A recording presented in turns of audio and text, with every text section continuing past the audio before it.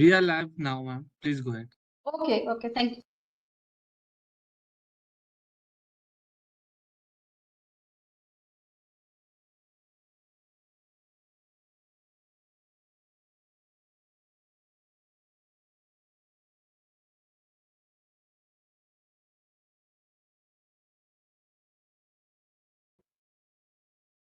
We have learned about protecting confidential data and information belonging to your business.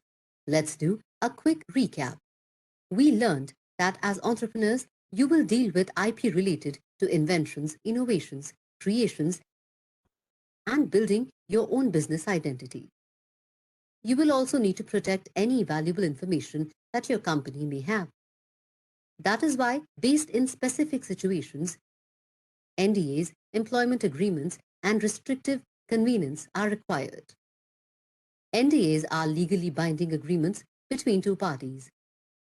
Their purpose is to classify confidential information and to prohibit disclosure and confidential information shared through the NDA.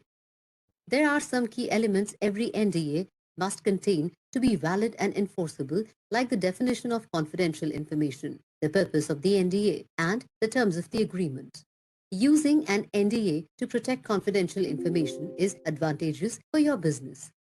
And if you expect to disclose confidential information to co-founders, partners, employees, and independent contractors, you should have them sign one. Next, we learned about certain factors that need to be considered when executing an NDA and got to know some real-life examples which highlighted the importance of an NDA. Coming to employment agreements, we learned that you need to have the correct contracts in place with employees so that the company owns and controls the IP developed by the employees. The employment agreement also ensures that the company's IP is protected when an employee leaves the company. We also learned that there are contractual arrangements called restrictive covenants. They exist between the employer and the employee and restrict the employee from doing acts that may adversely affect the employer's interests. A restrictive covenant may be in the form of a clause in a general agreement, or it may be a separate contract itself. Restrictive covenants are important if your business is IP-based, and it makes excellent sense to execute restrictive covenant with your employees to safeguard your IP. A restrictive covenant can prohibit different activities in the form of non-compete, non-solicitation, or non-disclosure. You should also know that depending on jurisdiction and applicable laws, courts may declare restrictive covenants in employment agreements invalid. As always, it is a good practice to seek the advice of a lawyer before executing any such contract. Let's move on to the next lesson.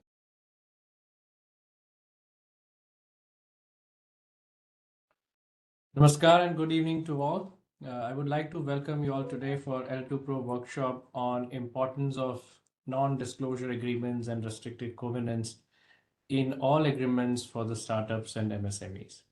I'm your host, Nitin Sharma. I work for Qualcomm as a technology counsel, looking after various IP initiatives at Qualcomm India. I'm also a co-chair of IPN committee at AssetChamp. This is the webinar series that we started to connect with you all on the field of intellectual property. Right? This is the century of intellectual property. For any country that aims to play a significant role in global economy, intellectual property plays a crucial role in achieving that goal. Through this webinar series and L2 Pro platform, our goal is to spread awareness around IPR. Today's webinar is very interesting one where we will hear insights around importance of non-disclosure agreements and restrictive covenants in all agreements for startups and MSMEs from multiple distinguished speakers. I'll introduce them in a short while. Now, this series is brought to you by IP course material called L2 Pro, which stands for Learn to Protect.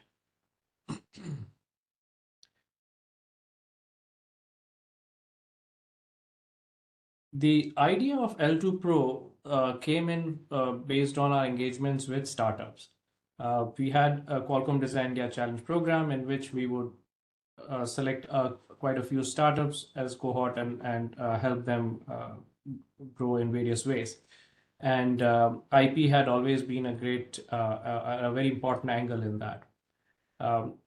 when we realize that a lot of these startups are well versed with some of these startups are well versed with IP and IP strategy concepts, but there are other startups who needed handholding in terms of building their IP strategy and ensuring that the value propositions that the startup is based on, or their IP is actually very well secured and helps them grow their business. This was also aligned with the government policies of Startup India and Make in India, and as one of the ways to participate in the government Make in India program as well. We partnered with Department of Industrial Policy, DPIIT, Industrial Policy and Internal Trade, and CPAM. This course was built along with the partnership with NLU Delhi, CPAM, and DPIIT.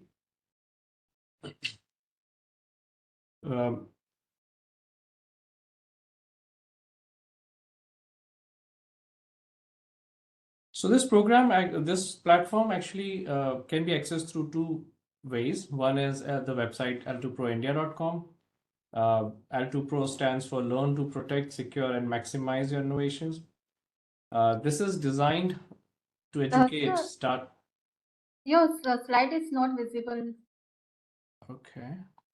Let me reshare then if it's not. Yes, sir. Yes.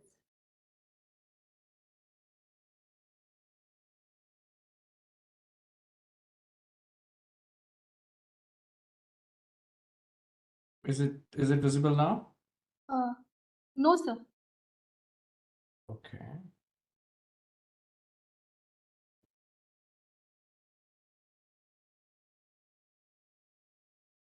Yes, sir. Now it is visible. Okay, great. Just make sure that it's on this side. Okay, so L2 Pro L2 Pro can be accessed through the website called l2proindia.com. This is meant for startups, MSMEs, and innovators equally, and anyone who wants to get a basic or a good understanding on the concepts of intellectual property. We hope that this will increase awareness and will help in better understanding of IP concepts like how to protect innovations with patents, how to use copyrights to protect software, how you build your trademarks, and build an IP strategy which basically maximizes the value of your intellectual property assets.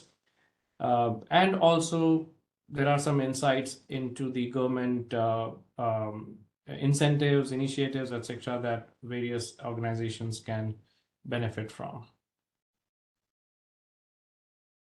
This has three levels. One is the basic level in which the fundamentals of IP are covered. All different types of IP rights are covered in this. The next level is intermediate level, which talks about NDAs, restricted covenants, which is one of the topics that we'll talk about today. It also talks about how you can secure your IP, how you can commercialize, and do some sort of market assessment with respect to freedom to operate, as well as placing your IP. Then it is followed by advanced level course, which talks about funding, venture capitalist, and also introduction to standards and how does the standard setting organizations work. And finally, covering topics on infringement, validity, and defenses and arbitration.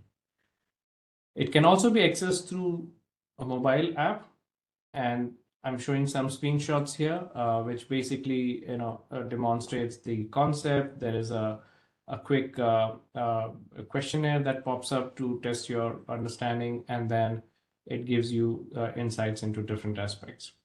There is also a video that gives a small introduction to the topic that will follow, and followed by some sort of questionnaire in the set.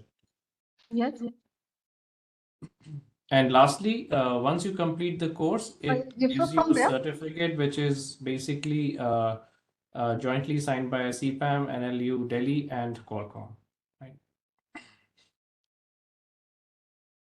So with that, we hope that you'll make use of this platform and basically build your understanding around IP and IP concepts.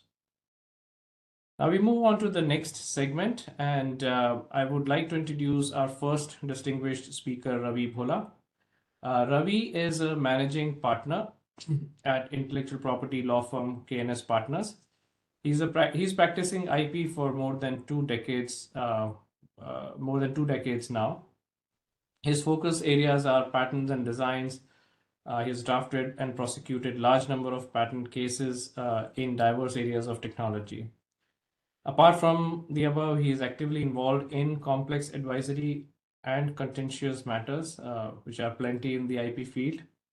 Uh, he's also a certified patent valuation analyst and enjoys working with exciting startups and mentors, a few of them as well. Not just in the professional world, but Ravi also provides pro bono support to few charitable trusts and has set up OSSI Foundation along with his wife Anshul to help the underprivileged. Wonderful, Ravi. It's an honor and privilege to have you today. Welcome again to this webinar, and over to you. We are eager to hear your insights on this interesting topic. Thank you so much, Nitin. Thank you for having me. Also, big thank you to SHM for inviting me for this discussion. And good evening to everyone. So over the next 15-20 minutes, I'll talk about different elements that could be of interest to you as you manage your intellectual property, confidential information. What are those key elements you can consider and keep in mind when you engage with your employees or with your employer, if you're an employee yourself, or with different business partners and vendors and entities. I'll share my screen.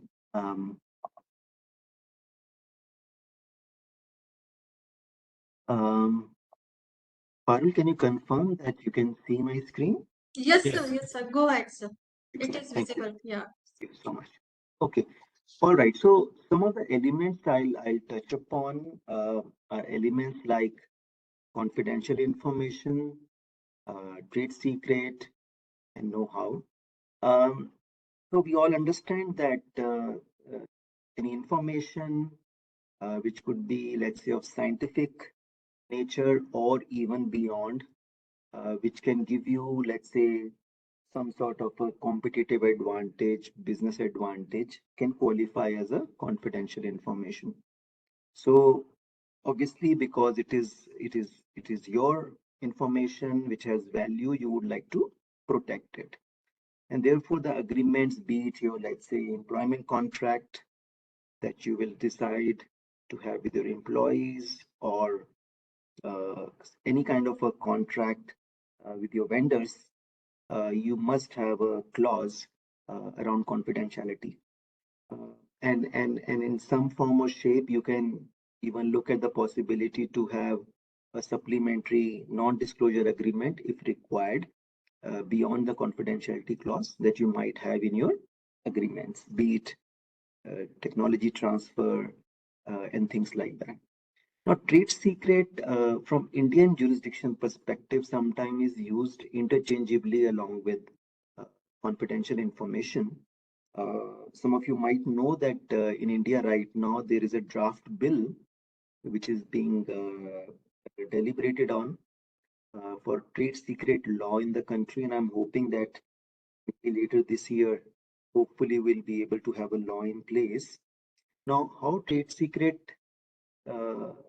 in some form or shape works out differently from confidential information is that in confidential information, often it is driven by your contract, written or oral, which can give you some sort of a protection. In trade secret, what happens is that if your conduct is been such that you have handled that piece of information that you believe is of value to you and can be of value to your competition, and if you have taken reasonable safeguards to protect that valuable information, then the typical trade secret law will give you protection even if you don't have a contract in place. So in a way, while the threshold for an information to qualify as a trade secret is higher, But once you are able to establish that the information in question is indeed trade secret, you are able to have very strong enforceability and also, uh, you know, ability to prevent others from misusing your valuable information. And then of course technology know-how per se can be subsumed into in some form or shape into confidential information or trade secret. So clearly all your contracts should make a reference to these things based on what kind of information we are talking about. Contract is one element. Then often, when you exchange material or information on, let's say, a Word document, PowerPoint, and things like that, it's always good to put some sort of a footer to clearly articulate that, hey, what I'm disclosing is indeed confidential information, and it should be treated suitably. What we have seen is that in practice, while of course agreements are important when you have to approach the court to enforce your rights, but a lot of it is softer issue around sensitizing your employees, sensitizing your business partners, um, uh, and it has more of a reiterative value because one-time conversation doesn't really, um, you know, get you the desired result. So constant engagement with your employees, your business partners, your vendors is critical for other side to understand and respect the confidential information or trade secret that they may receive from you as a part of deliverables. Now, some of the other elements that can come in terms of, you know, restrictive convenience in your agreement is other element is around non-compete. So, for example, you have an employee and who wants to move on. In certain situations, you might be able to have a valid non-compete agreement in place. But as you know, you saw in that short video, it's very important to be mindful that not all kind of non-compete clauses will be found to be valid in the court of law because there's a counterweight in terms of right to livelihood. So if I have a non-compete clause which restricts the other party from earning his or her livelihood, then in those specific instances, such non-compete clause can be construed to be invalid. Now, how do you deal with that issue? So, for example, you will see organizations, if they, let's say, especially at the very senior level, if you have to have a clause like that, you may have a provision for garden leave, for example. You say, okay, you can, while there's a separation for, let's say, next 6 months or 1 year, you cannot join a competition, and in lieu of that, here is X amount that is made available to you, and you are on a garden leave, so you can't join an organization or especially the competing organization for next 1 year. And the intent is that in 1 year, the technology will evolve so quickly that whatever knowledge you had uh, uh, in a competition would not adversely affect the ex-employer. So you have to be mindful that these clauses can be there, but make sure that you're able to have something which is enforceable. Other element could be around non-solicitation. So let's say if I have a chief marketing officer or my sales people have access to the client list, that client list itself can constitute as a trade secret. And then I can have, apart from a trade secret clause that I might want to have in the contract, I can also, in addition, have a non-solicitation kind of a clause to uh, essentially protect my business in terms of my, let's say, ex-employee or my business partner or even, let's say, a co-founder who wants to move on, does not reach out to the existing clients of the firm and try to divert the business to, let's say, his or her new entity or a new employer or whatsoever. Now, here again, you have to be mindful that while the, the other side is responsible to let's say comply if that person has other side has signed up on this agreement.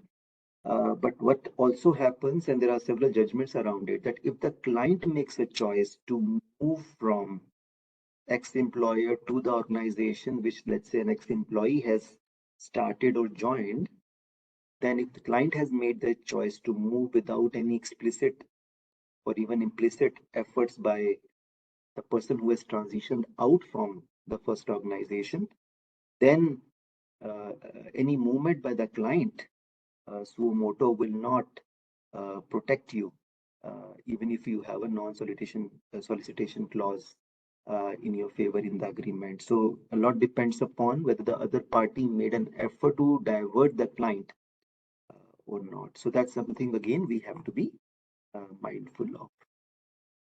The other elements which are typical, which are more like very typical terms and conditions that you see in the agreement, which could be some sort of, let's say, time limitation.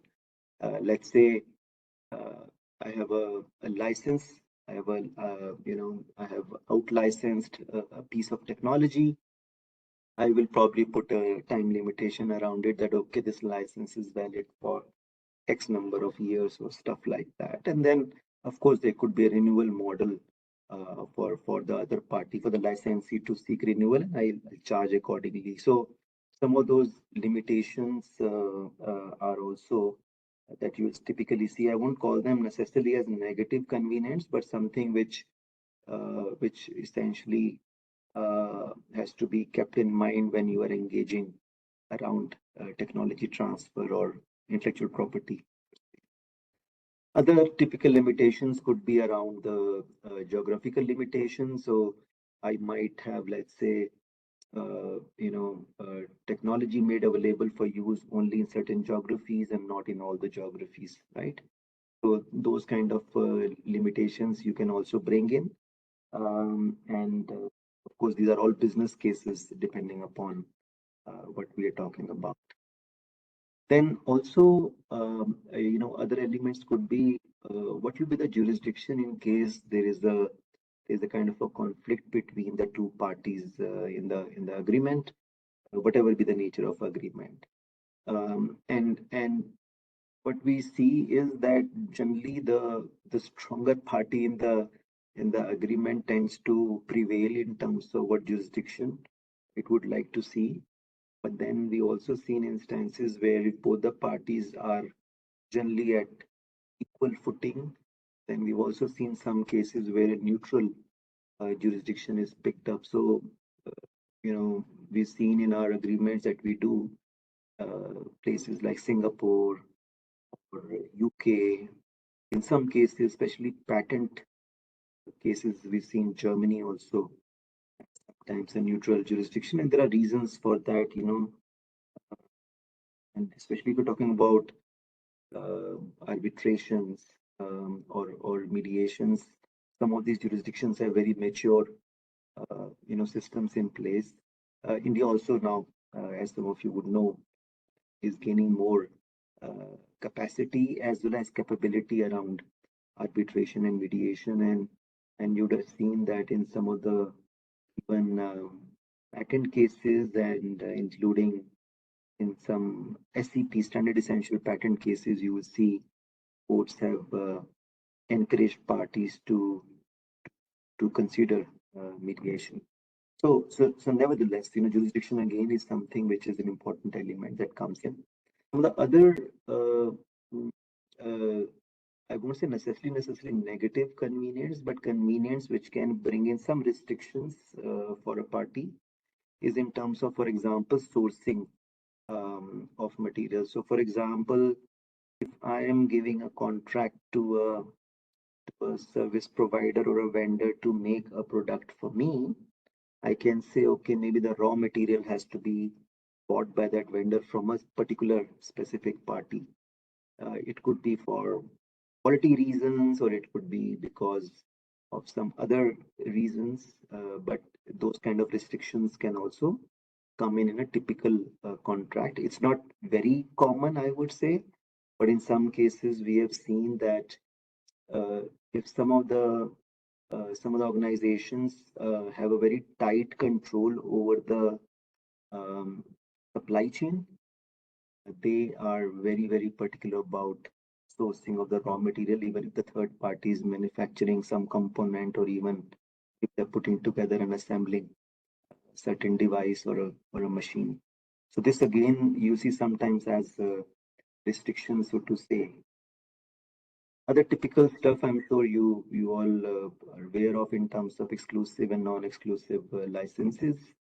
Whether I can let multiple parties do it, or I would limit it to certain, maybe let's say one party only to, let's say, manufacture it or stuff like that. Of course, it can vary from case to case, but we have seen, especially if organizations want to again have very tight control over over the sharing of confidential information, they tend to obviously limit it uh, to share such information with as few parties as possible. And therefore, in some cases, you would see organizations prefer exclusivity. In some verticals, in some industries, it works well. In some industries, it may not always work well. And you will see contrasts sometimes, let's say how a telecom operator or telecom R&D company or semiconductor company will look at it vis-a-vis how, let's say a pharmaceutical company would look at it. So it could be very different. And then, of course, we've seen that in some critical technologies, you see even further restrictive approach. Some of the other elements that wondering how much time. Take another 5 minutes.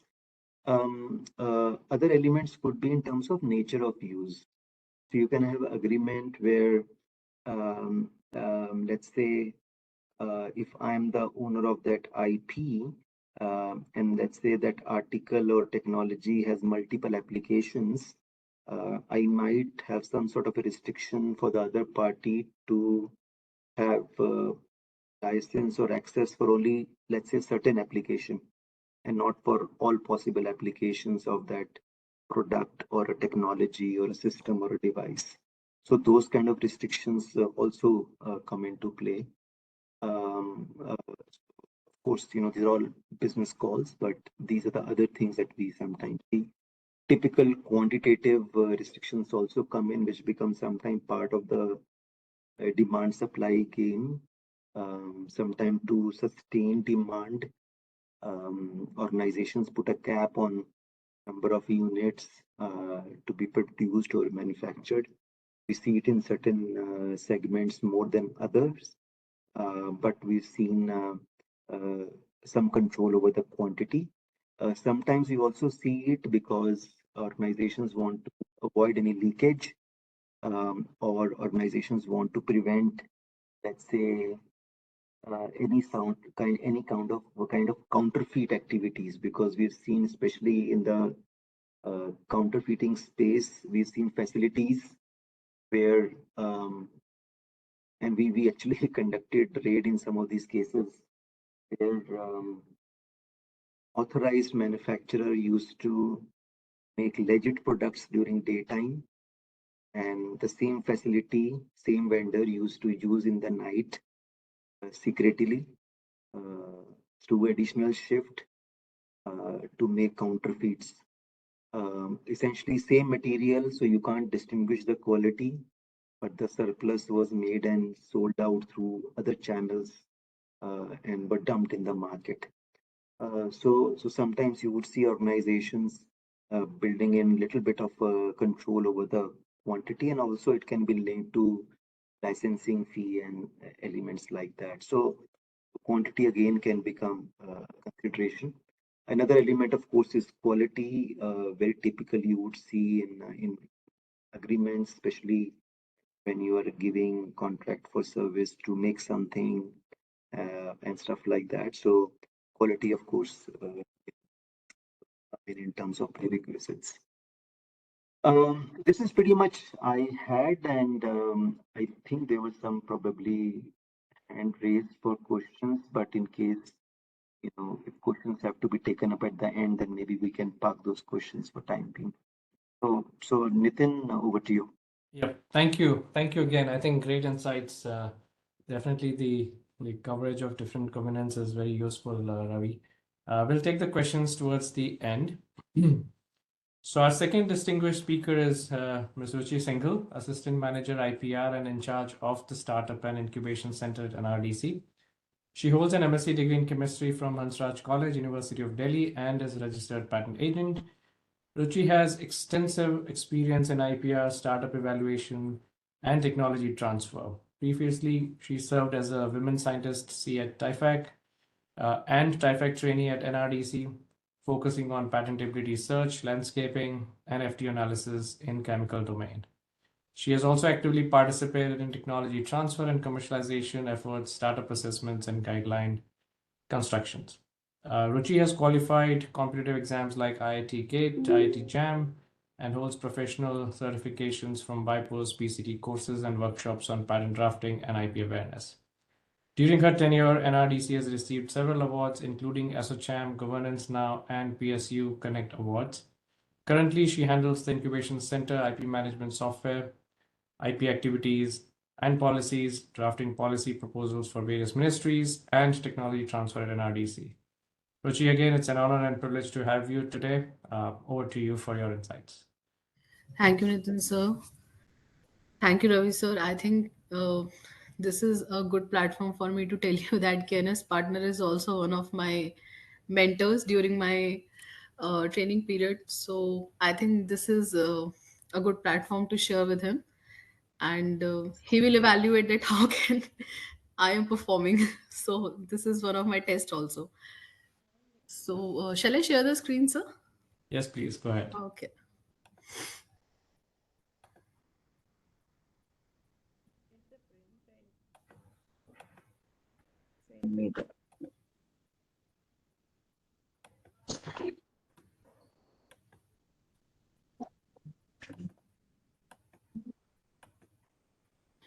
So is it visible? Yes. Yes, Ruchi, go ahead.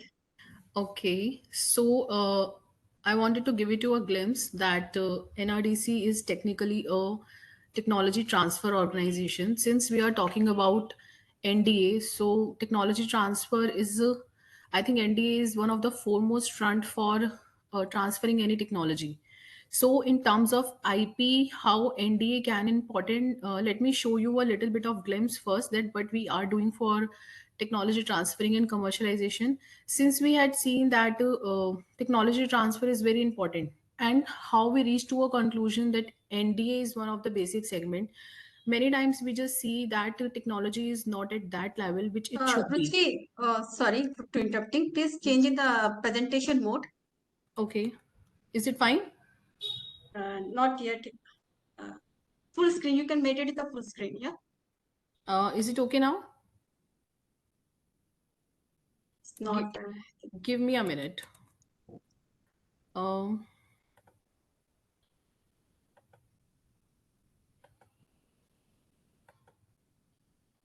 If it is an issue, then you can go ahead like that. will it be giving you any issue or what No, happened? no. Actually, it is not in the presentation mode. That's only I'm just telling you. You have to scroll it down. Otherwise, you can go ahead with that only. Okay, okay, okay. So I will share, I'll try to share the entire screen, but this is not possible currently. Okay.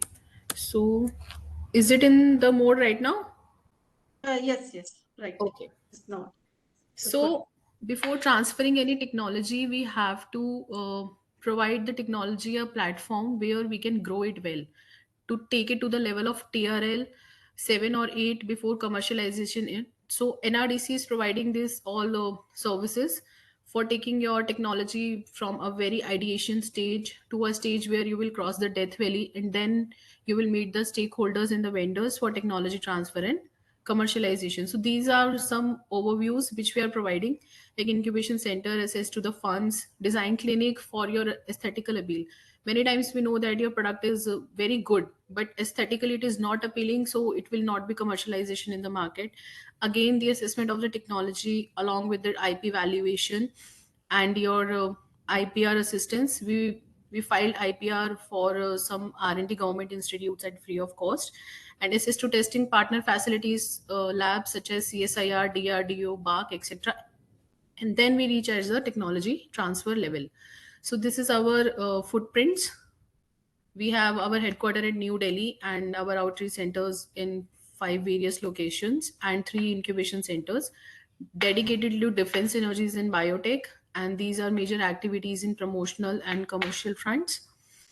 These are our little technologies which we transfer till now, since we are under 70 of our annual birthday.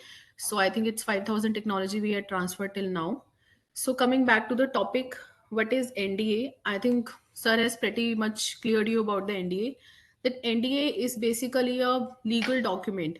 In terms of technology transfer, I would like to tell you what NDA is.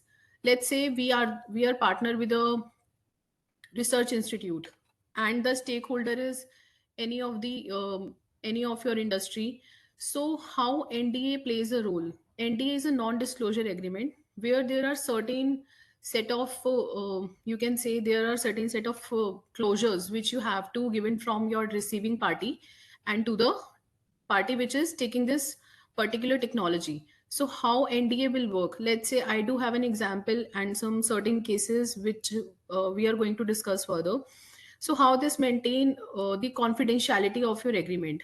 First of all, there are certain key elements which make a NDA valuable, and these key elements are, you have to basically prioritize what you are going to deliver.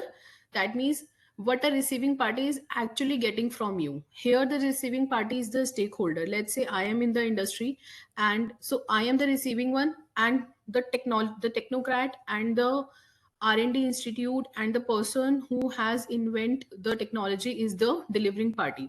So these two things should be very clear while we are drafting an NDA, because many times if it is a bipartite NDA, it will be okay that okay fine, this is the delivering party and this is the receiving party. But when it come to the assessor also, so this will become a matter of chaos, that how we are going to deliver your substances from one to another one. So then the next obligation is how the receiving party is going to protect it. So the clause which we are mentioned into NDA, that the receiving party should have a timeline, that within this 5 months you have to give your prototype back. Let's say आपने you had incorporated in your NDA that you are going to provide your prototype to the receiving party for 5 months to understand the functionality of your product. So the obligation which you has given for 5 months should be very succinct and it should be delivered well.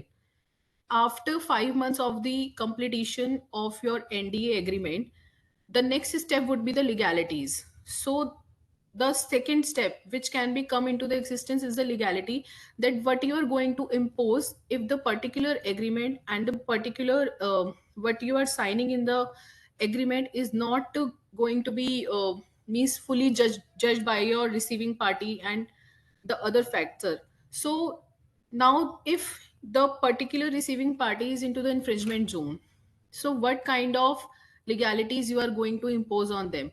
Let's say currently I do have an issue with it. There was a technology of CSIR, and I was licensing the technology, and there is and we are on the brink of discussion of licensing it, and this one is the real case. So what we did, we had signed an NDA, but we did not enter the clause for the tenure. Let's say that for the 2 months you just keep this particular prototype, and after that you have to give it back to the CSIR itself.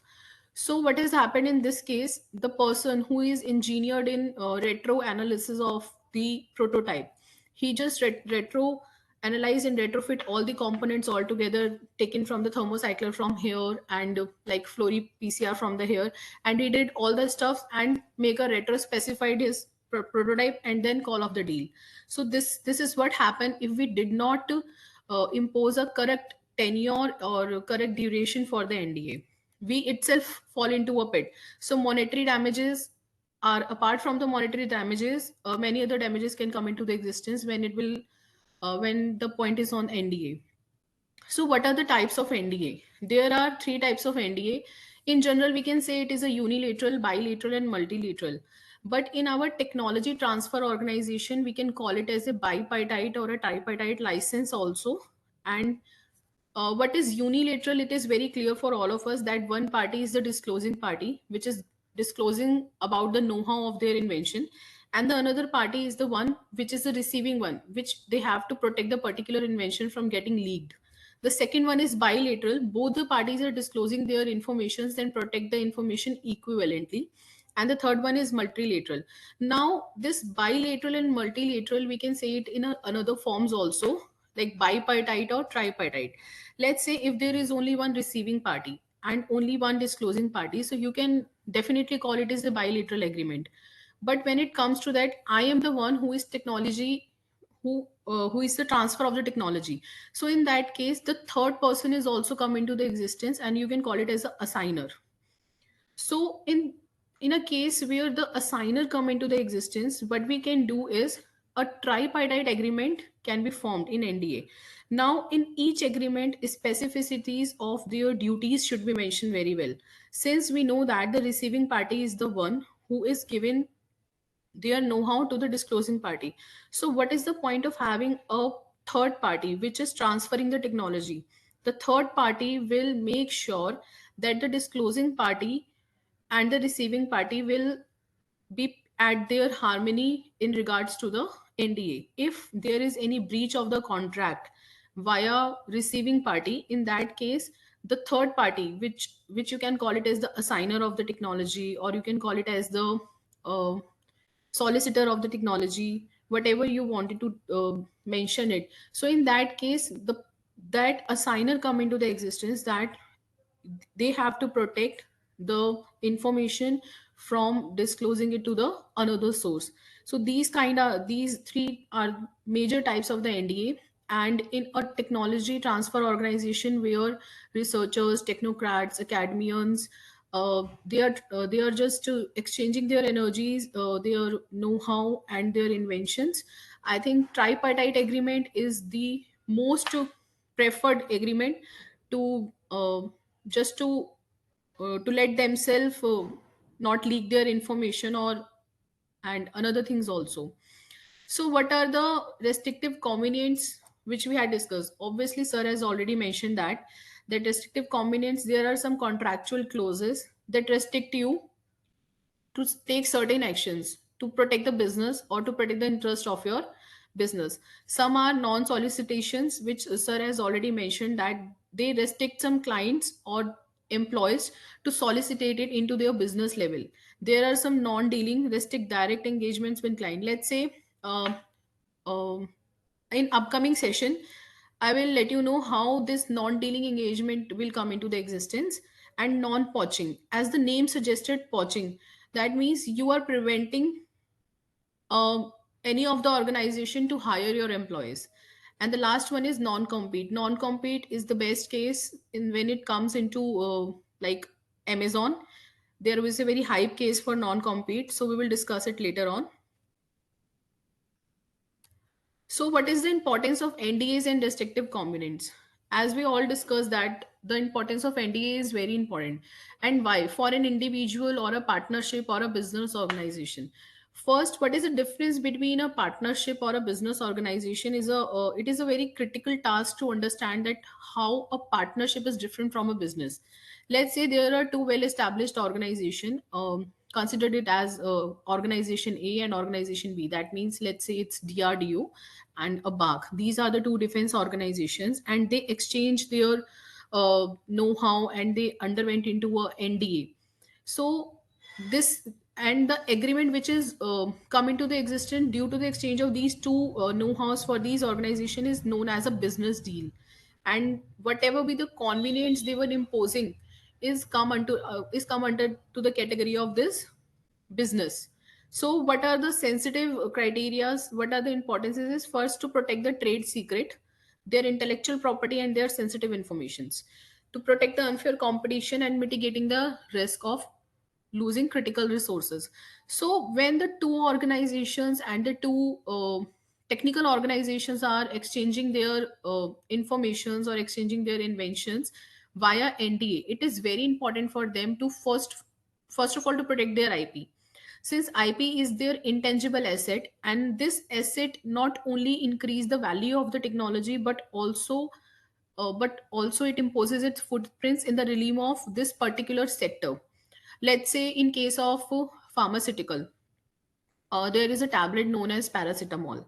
We all are aware what paracetamol can do. But there was a time when paracetamol cannot be manufactured in India. And only some certain organization are manufacturing paracetamol.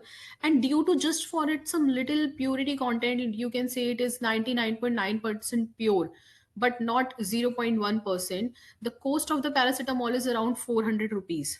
But if you are delivering the same content in the purity, and the purity of the paracetamol is very high, and which we generally export to the market, the amount of the tablet will raise more than 100 times.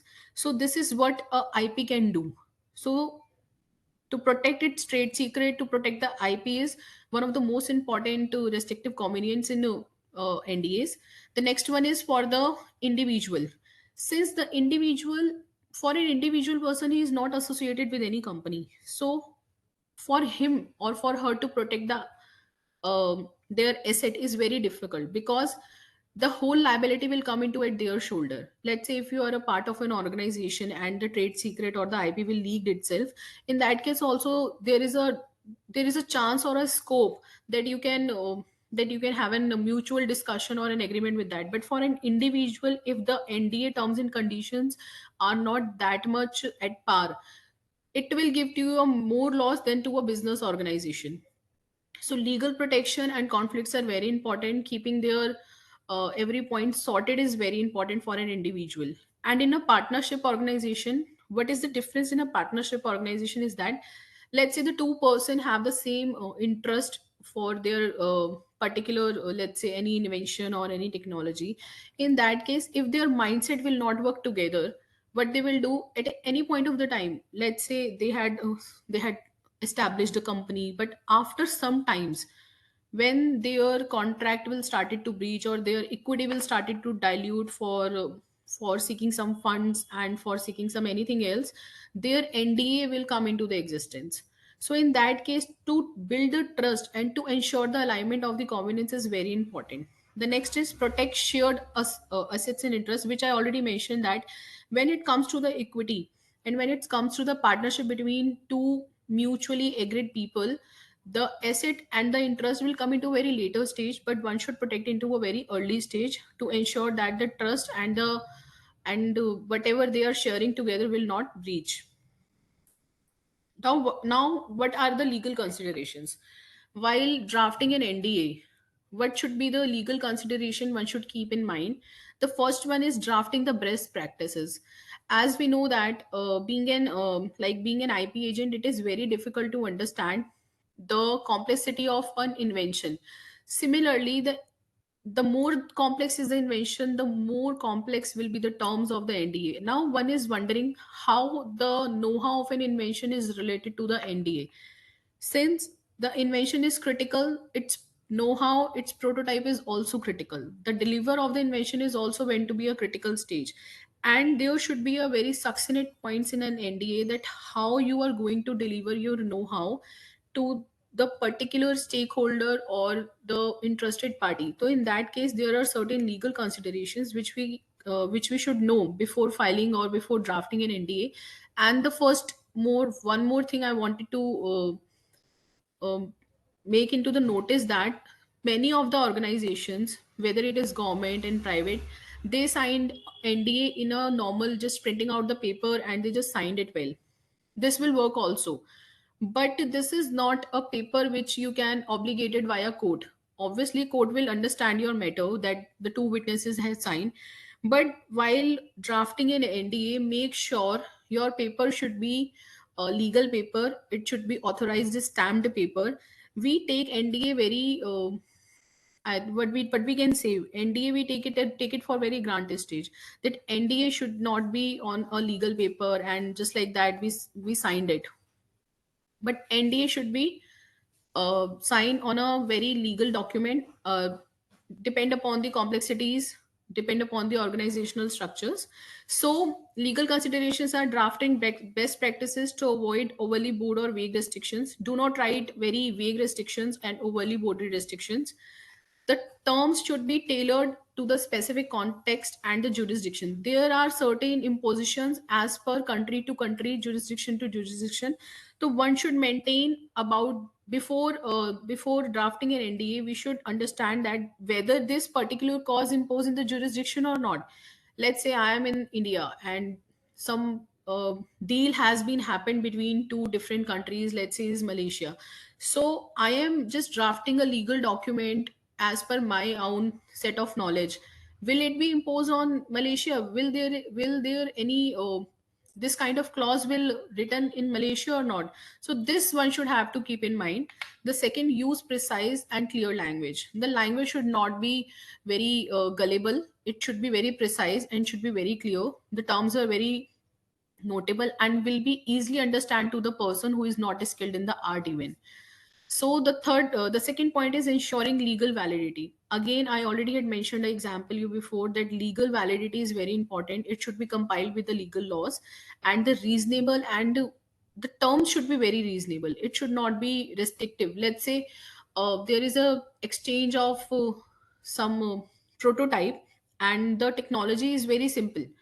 You can say a milk detection kit also. So there, but what should be there in the milk detection kit? There should be a strip and some of the liquid. But if you overly emphasize that this kit should do this will do that, and you will write a lot of restrictive convenience in that particular NDA, then also it will fall into a pit.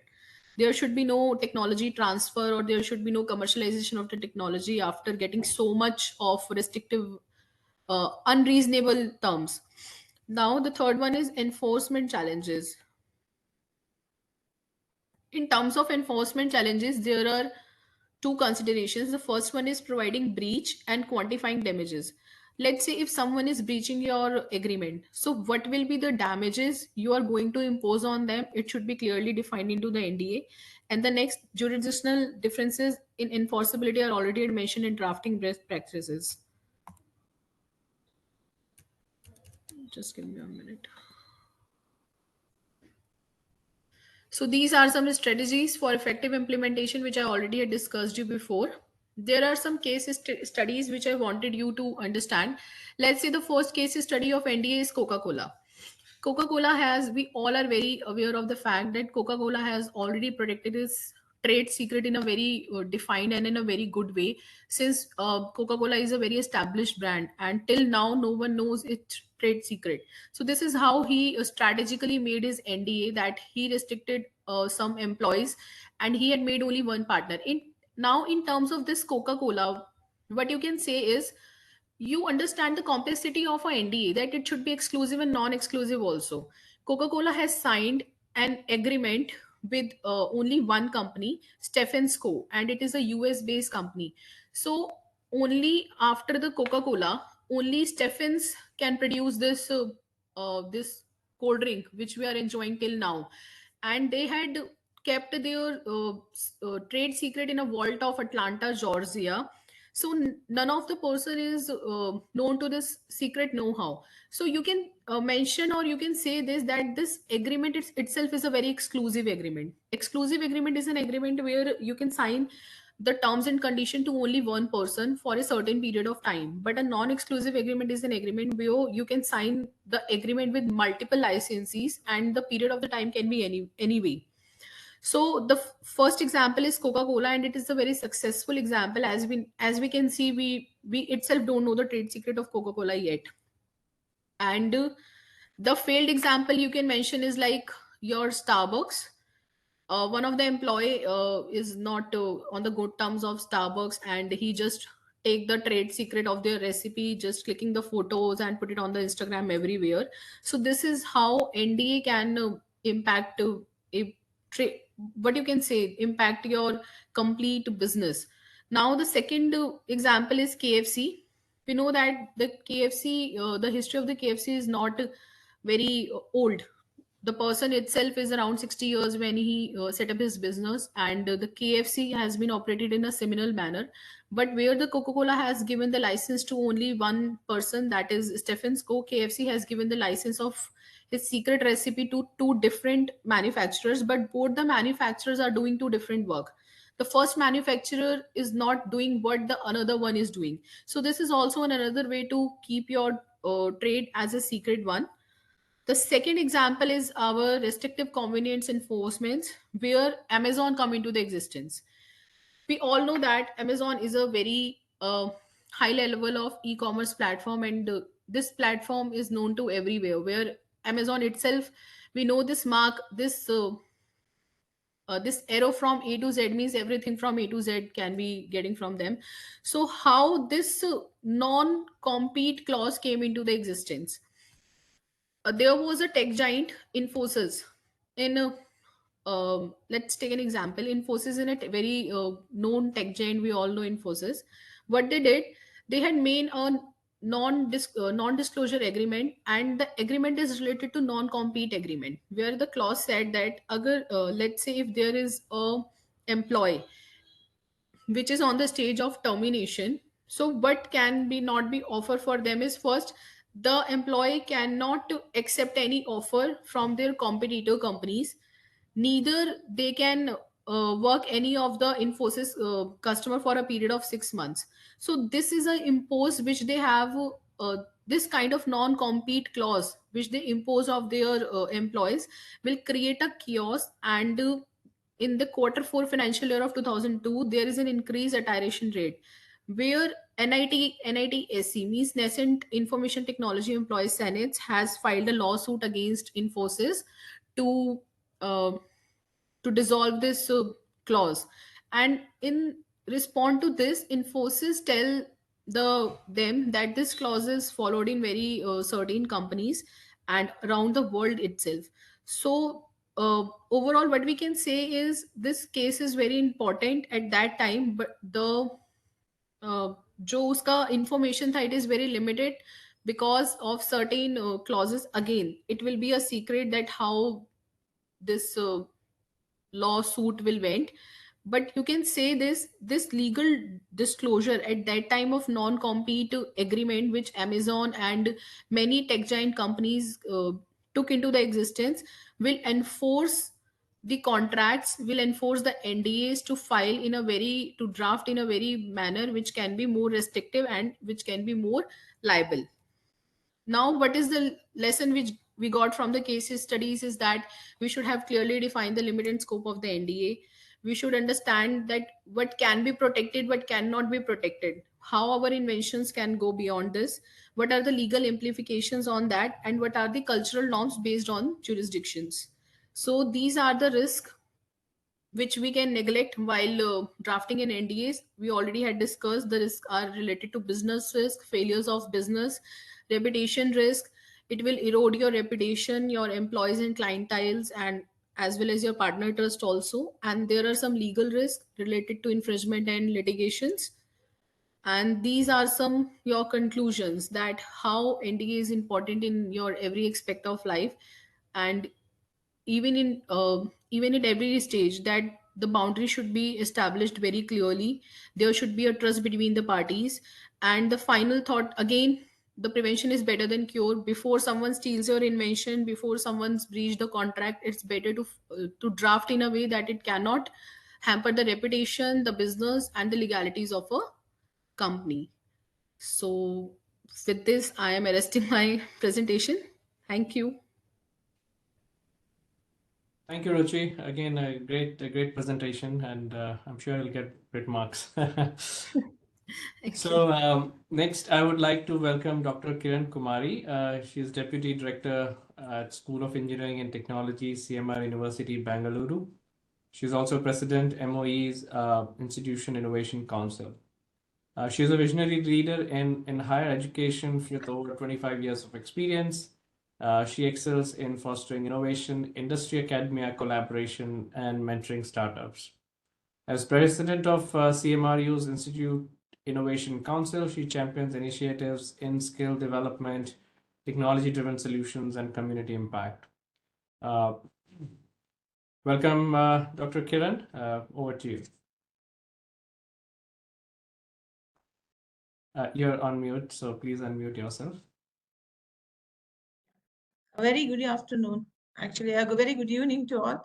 So, as I come from a background of having a startup, mentoring startups and incubation center and at the university level.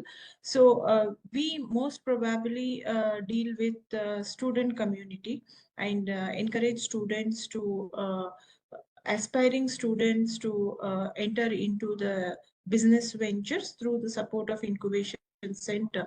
So as a part of incubation center, we have a IPR cell with us, so which is again in association with the state government, KSCST. So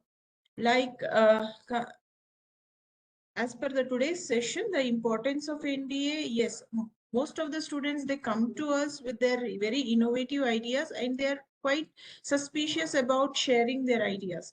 So when we convince them with all the aspects of NDA and how they can able to protect their ideas and the legality of it and all that, they get convinced and they come forward for the next step to disclose their ideas.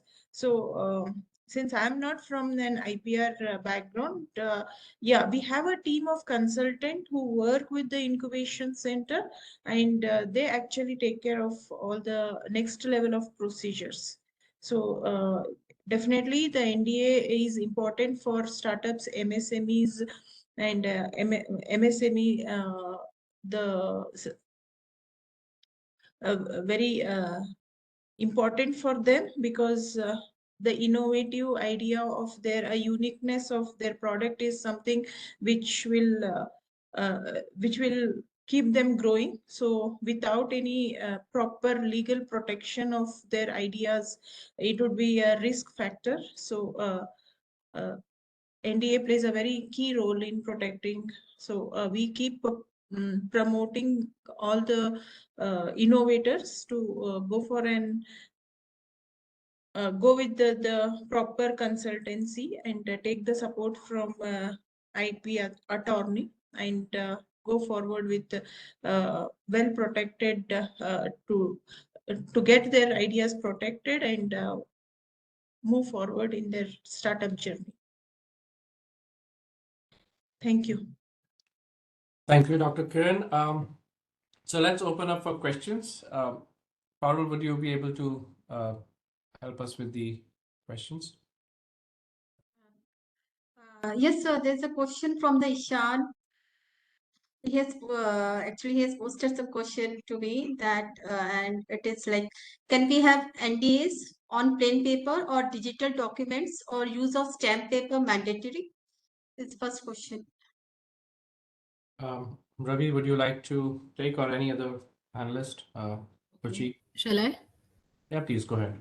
Okay, so NDA on a normal paper is also workable, but to make it more enforceable, to make it more legalized, one should take it to I think it's stamp paper, which I already had mentioned before, that one should not know that how this legal terms will work. So NDA while drafting, I think stamp paper should be there.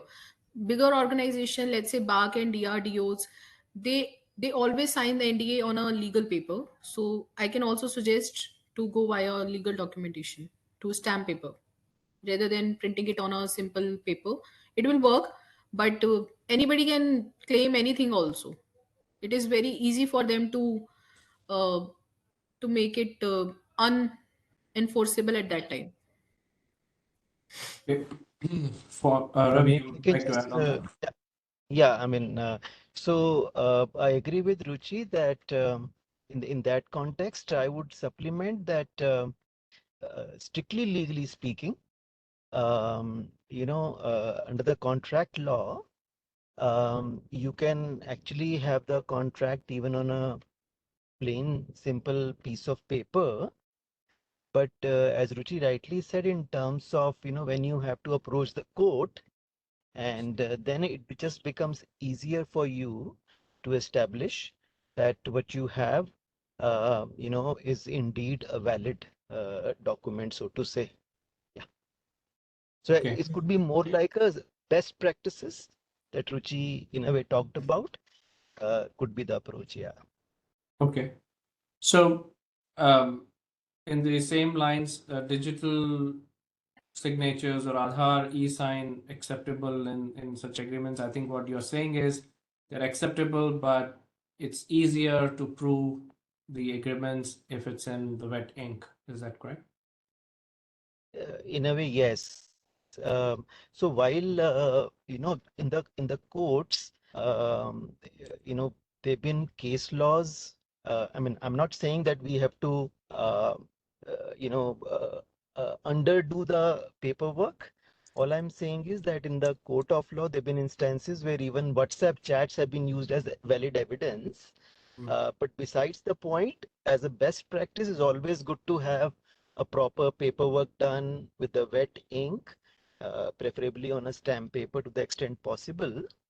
The only challenge could be, for example, if you're talking about stamp paper, then, for example, if you are assigning some value to that contract, if it's not a standalone NDA, then your stamp duty obligations can also get triggered basis the value of that contract. So that again one has to be mindful of. But yes, as best practice is always good to have something in wet ink. Yeah. Thank you. The next question is, can commercial information like profit sharing, performance fees, commissions, etc., be part of the agreement?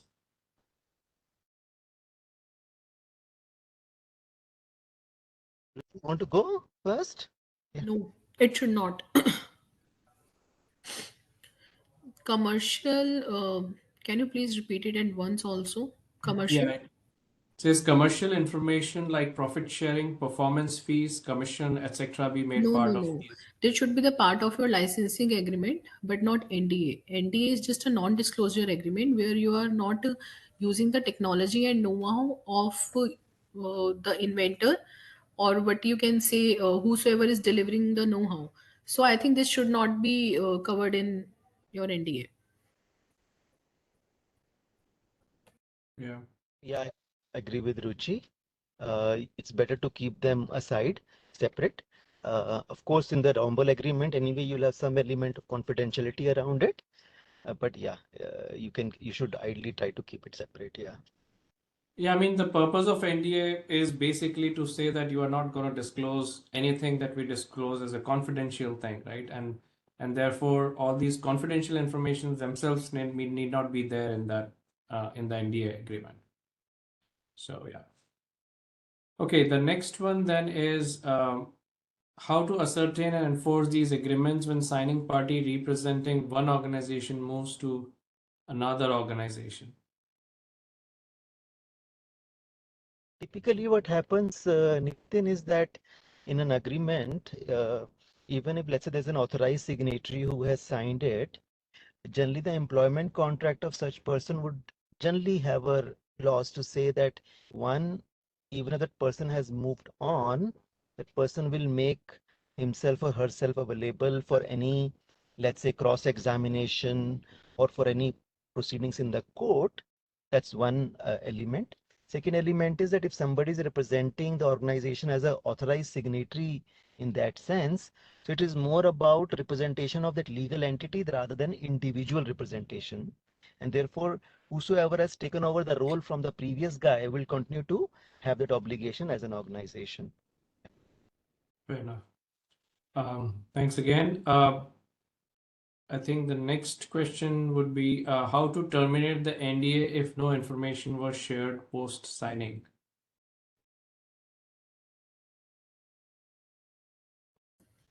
Okay.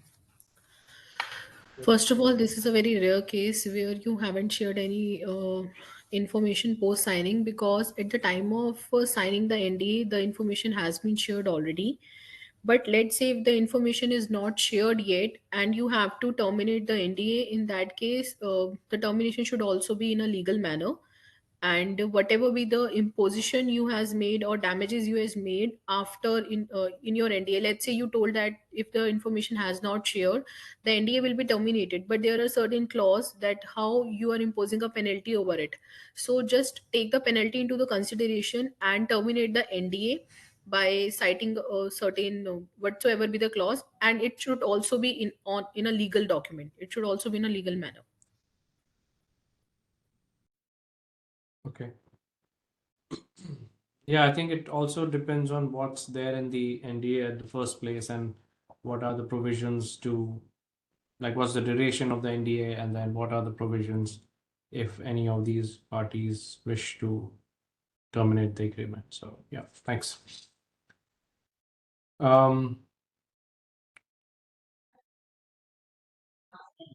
Says patent published, is it confidential? Okay, once the patent published, it's not confidential, it's in public domain. Patent grant takes 1 year later. Do our judges help inventors or stealing companies? Vijayan, I think the question is not clear. I think the judges, if I just have to comment, I would say judges would definitely take a look at the merits of the case and arguments of both parties and make a decision. But I think maybe you can retype your question to be a bit more clear. The next question is tripartite is required when bilateral agreement itself means both parties should protect? Tripartite agreement is only required when three parties involved in a particular agreement. If there is no third party, then there should be no tripartite agreement. The tripartite agreement work when there should be an exchange between all the threes. Let's say Nitin sir has sharing his technology to Ravi sir, but I am the one who is just facilitating the technology. So in that case, if you want that the technology can be a bilateral agreement, you can go with that also. But if you want the technology is assigned via me, that means Nitin sir has assigned his technology to me to license it to Ravi sir. In that case, a tripartite agreement should come into the existence. Thank you. There is a question on availing NRDC services. So, Ruchi, if you can Yeah, guide on sure. that. You can drop me an email. Uh, I will share you my email ID, and we can have a discussion on it. Okay, cool. There's another question from Monali. I'm always confused about which clauses to include in an NDA. Can you suggest what clauses should be included in an NDA? Yes. First of all, the clause should be succinct. Again, you can incorporate that what kind of information first you are sharing in an NDA. And the first and foremost thing which I think is important, that what type of NDA you are signing means, are you related to an organization, a company, industry, or some food pharma industry, or any R&D. Based on this, you should make your agreement, and the clause should be very clear that you are transferring only this much information. The second clause should must be like the duration of your NDA. The third clause should be your confidentialities. The fourth one, it should be the termination, that how the termination will go. The fifth one should be the jurisdiction, that at what jurisdiction you are going to entertain your NDA during, let's say, if someone breaches your NDA terms, and the definitely the terms of the breach. Okay. Thanks. Yeah, and some customization might be required for the circumstances, based on the circumstances of the agreement. So, yes. Thanks again. There is a question on if NDA is made on plain paper, not stamp paper, is it legally enforceable? We already had given the answer for this, that it is, yes, it is legally enforceable, but not as much as a stamp paper can be enforceable. Since when there is a dispute on a plain paper, the witness can be anyone, the signer can be anyone. It is very easy to steal a stamp for someone. So there are some legal bindings which can come into the existence to matlab, it is very difficult to prove for a very for a simple plain paper that the agreement is breached. So in that case, go for the legal considerations and go for the stamp paper duty. And there are some more questions around uh, enforcing of like a contract and basically having it on a stamp paper with witness and whether we should register or not. I think this would be, NDAs are very similar to other contracts, so all the benefits that accrue out of registration with stamp paper, etc., will help in NDA case as well. Maybe Ruchi and Ravi, if you have any comments there, you can say. But there are a few, three, four Um, questions around the same thing. Yes, so I had seen. Actually, the question is like, can we have NDAs on a plain paper? This I already had mentioned. First, the digital signatures or Aadhaar e-sign acceptable in such agreements? No. You have to go via signing of your pen. This and sometimes thumb impression is also required if the document is highly securable document and the information is quite important for the for even your country welfare. Can commercial information like profit sharing, performance fees, commission, etc. be made a part of these? No, definitely not. Since the profit sharing, performance fees, and commission will be the part of your licensing agreement, it should not be the part of your NDA. And how to ascertain and enforce these agreements when signing party representing one I think organization? some of these questions, Ruchi, we have already answered. So I Yes. think we'll probably go um, to the next one, which says, uh, sh should we get get the NDA signed from our employees on a stamp paper?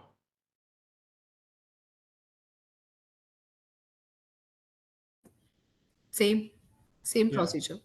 Yeah, I think it's all needed. I think employees have a duty not to disclose the confidential information of the company to external world. So yes, having it on in the contract is always useful.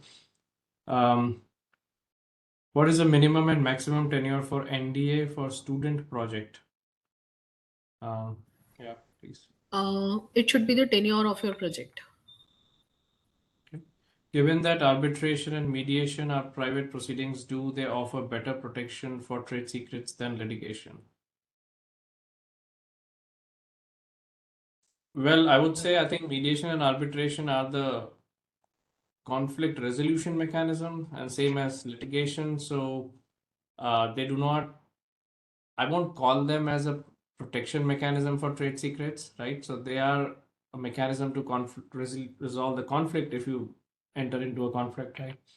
So, so basically, it's a good conflict resolution mechanism, which is a low cost and more friendly as compared to litigation. So that should be probably given the first try. If it works out, that's better. And then if not, then of course litigation is the last resort. But they're not protection mechanisms for trade secrets. They are only conflict resolution mechanisms. So Ravi, Ruchi, anything else you may want to add there? I think you covered it nicely, Nitin. Yeah. Thanks. Also, in terms of term of the NDA, of course, there could be different business scenarios. But let's say if I am the one who's disclosing something confidential, I may not be necessarily comfortable putting a term to it, right? So then, typically in an NDA, you would have certain exceptions. For example, if tomorrow, if the receiving party has to make a disclosure in the court of law, faces the directions from the court of law, then such disclosure can be made.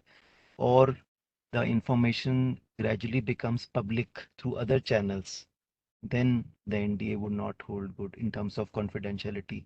But otherwise, if I am the creator of that confidential information and I have an NDA with the other party, I would not necessarily would like to have a term per se as a term for keeping certain information confidential, because the value of that information can be long term, not limited to only, let's say, tenure of employment or tenure of internships. That's where one can look at other approaches as well. Yeah. Wonderful. Thanks. How to quantify the breach of NDA? Uh, can you elaborate more, Leena, on this? Or maybe if you, Ruchi or Lavi, if you have any comment on this, maybe you can. Uh, Sir, it will depend upon that what you are signing, whether it is a quantitative measurement or a qualitative measurement. In terms of when IP is into the existence, then valuation of your IP is one of your measuring criteria for quantifying it. But it will depend upon resource to resource, organization to organization. Many factors come into the existence while you are quantifying the breach. The reputation of the company itself is also one of the quantifying factor, and the associated IP is also one of the factor. The amount you had spent to develop the technology is also one of the factor. So factors are much, and it will vary from one end to another end. Yeah, just to supplement to what Ruchi said, if let's say there could be also scenarios where let's say you know that there is a breach, but you are not able to, let's say, even measure the quantum of breach. So what happens is that, like in US, of course, it's a more established mechanism, but you can have a discovery proceeding kind of a somewhat similar mechanism through the court, where if you're able to prima facie establish that there is indeed a case of, let's say, breach of confidentiality or theft of, trade secret, for example, then the court can appoint a commissioner and even technical experts to support in quantifying the amount of information, and also through discovery proceedings, they can make the defendant, that is a alleged infringer, to make a disclosure, even though in the sealed envelope, about what all information that or proceedings or email communications to establish whether there is a case of theft or not, and if there's indeed a case of theft, then quantification around it. Okay, thanks. There's also a question on value of stamp paper to be used for NDA.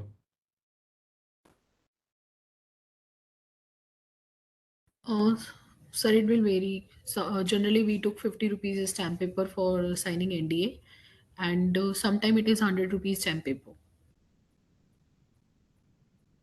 Okay. Um, is there any landmark cases where non-compete and non-solicitation is not valid? Sir, the case of Infosys is one of the case where non-compete solicitation is invalid. Okay. Okay, then the next question is, in case of employment agreement, the CTC of the employee varies. How does one get the NDA agreement executed? I think CTC may not be linked with the signing of NDA. I think it's irrespective of any employee, wherever he is. I think the non-disclosure agreement is part of the employment contract. So yeah. Can we file an IPR for the logic used in creating a product? Um, maybe an L2 Pro course will help there. Maybe you should take a look at the L2 Pro course. But I think the idea would be like whatever the intellectual property asset that you have created should be protected through appropriate means. And if the logic is a technical problem or so, patents could be the case. Or if the logic is a chipset design, it could be or a layout design, it could be a integrated circuit layout design protection, and so on and so forth. So, Ravi, Ruchi, anything you want to add there? Perfectly said, sir. Thank you. Okay. Can patent be sold or it can only be licensed?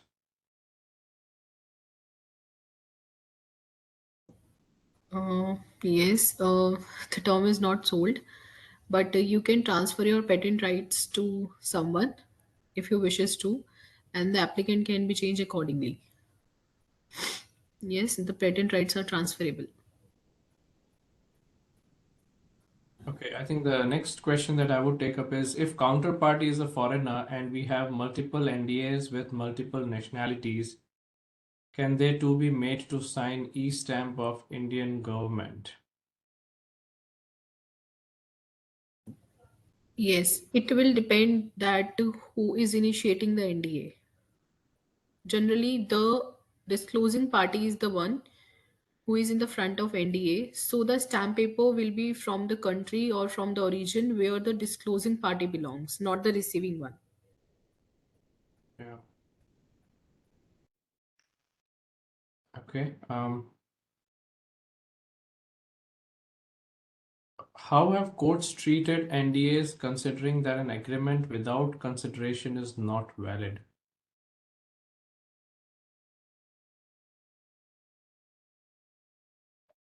Consideration is not a consideration as regards validity or enforceability of NDA.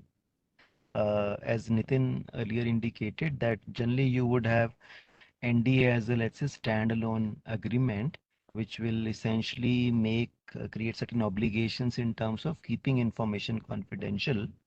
So therefore, that there's no commercial transaction happening in that NDA, and hence, therefore, consideration in that sense doesn't come into play for NDAs.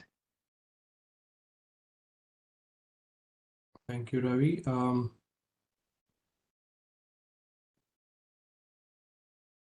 I think we covered about this, but maybe can we keep neutral jurisdiction as India International Arbitration Center in an agreement? Yeah, can do that. Yeah. Yeah. Yeah, I think both the parties, if they agree for a particular venue or a particular arbitration center as the dispute resolution authority, I think we can do that. So that's fine. Let me scroll through some more comments and questions to see if we have anything else.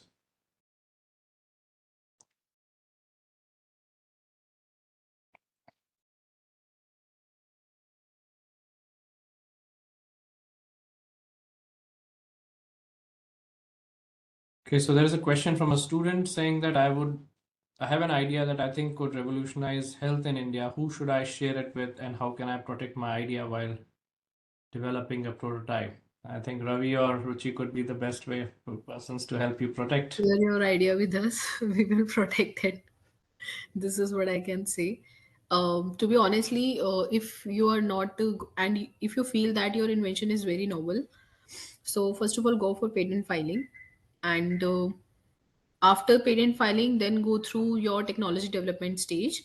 Just check it out. What is the TRL level, or what at what stage your technology is. If your technology is a stage where you can commercialize it, you have to search for some TTOs. And if the technology is not at that level, first of all, file a patent to protect it from stealing. Then when you receive your CS number, no, I'm not saying that the grant of the patent, but the moment you got your CS number and your patent has been published, move toward your technology development for some funds or the another proceedings what you wanted to do. But first protect it if it is very novel. Thank you. Okay, the question next one would be if an Indian initiates an NDA and has signed on an Indian stamp paper, then how can we enforce legality in his her respective country? I'm assuming the question is that there is an Indian or a company or an entity who is initiating the NDA, and there is a foreign entity which is signing it and agreeing to it, right? And the contract is being made in India, right? And that's where the question is, can this be enforceable in the respective country or not? So Ravi, Ruchi, anything on that? Yes, definitely so. Because while signing the NDA, we clearly had mentioned about the jurisdiction, that in which jurisdiction this particular NDA will be taken into the consideration. If the breach is from any of the side, the jurisdiction defined in the NDA will be entertained. Right. So your NDA should actually clearly specify the jurisdictions, the dispute resolution mechanisms, and etc. Right? So this should leave nothing to imagination. So I think that's the message I think we should Yes, take. definitely. Okay, so I guess we are almost towards the end of the hour. I'm sure there are a few other questions that were left unanswered, but given that we are almost at the end of our time, I would definitely like to thank Ravi and Ruchi for their time and sharing their insights about this, and also Dr. Kiran talking about her experience with startups and the importance of NDAs there. So again, a great session, and I hope this was useful. As I said in the beginning, L2 Pro India offers you a comprehensive course which will cover some of these questions that you have asked as well, and give you a basic foundation to explore more. So please make use of that resource. Thanks again for joining. I think the questions that are coming in have shown that there is definitely an interest and people would like to get some of these questions answered. So thanks, and we'll be happy to assist you more in future. So thank you, Ravi. Thank you, Ruchi, and thank you, Thank Dr. you, sir. Kiran. Thank you. Thank you, everyone, for Thank you, joining. Thank you, Ravi sir and Ruchi, for the Thank you. insightful Thank you. session. Thank you all. Take care. Bye-bye.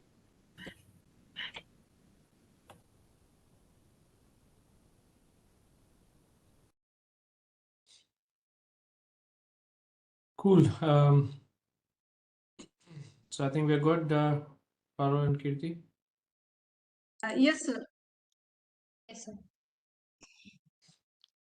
Cool then. I think we'll sync up later. Thanks. Sure, sir. Thank Bye. you. Bye.